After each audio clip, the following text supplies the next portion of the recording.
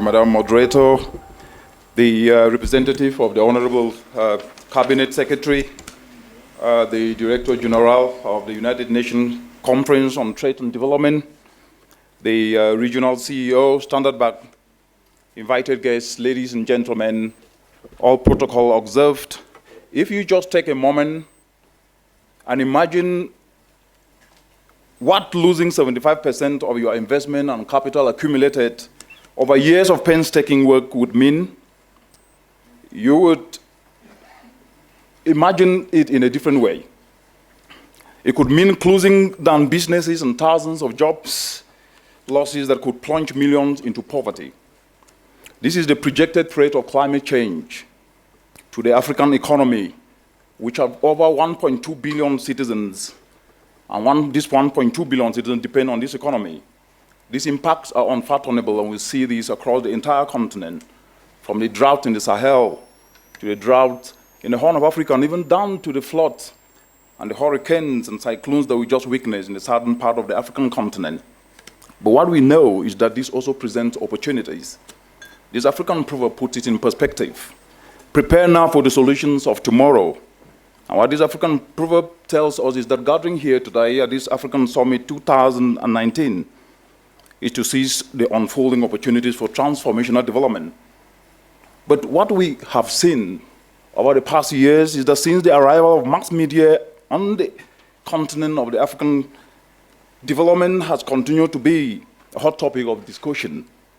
But what we must also understand is that this development that continuously happens from a discussion perspective in the continent is summed up in an African proverb, because we understand that we need money to do development, but money is sharper than the sword.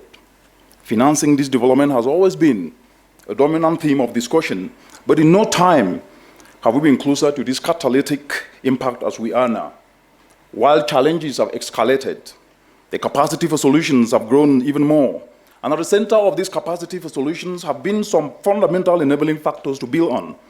Among them is the growing global consensus on the need to embrace innovative financing models that integrate and bring to power social, economic, and environmental aspects, from the groundbreaking Addis Ababa Action on Sustainable Financing to the United Nations Environment Programme inquiry into a more sustainable financing model for the future, and the African Adaptation Gap Report. The message has been unanimous and two-pronged.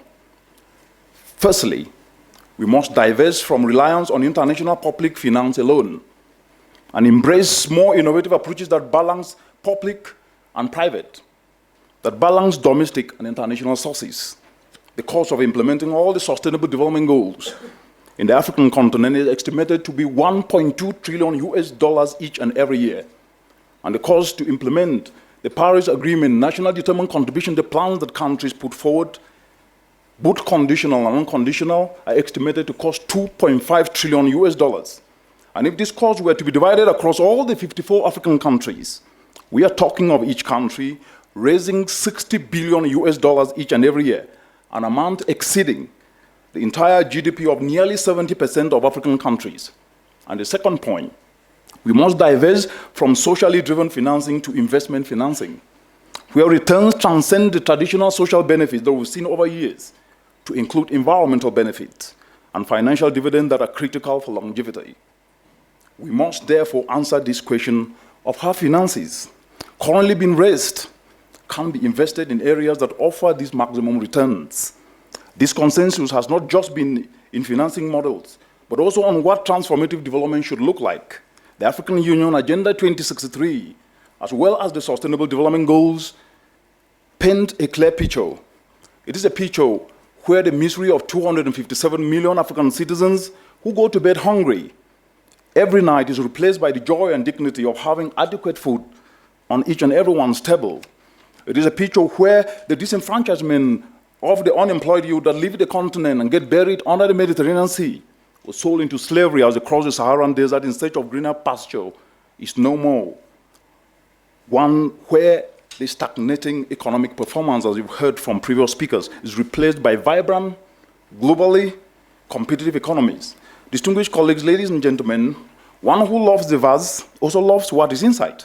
In the context of this discussion today, This African proverb reminds us that consensus on these key areas is not only the enabler.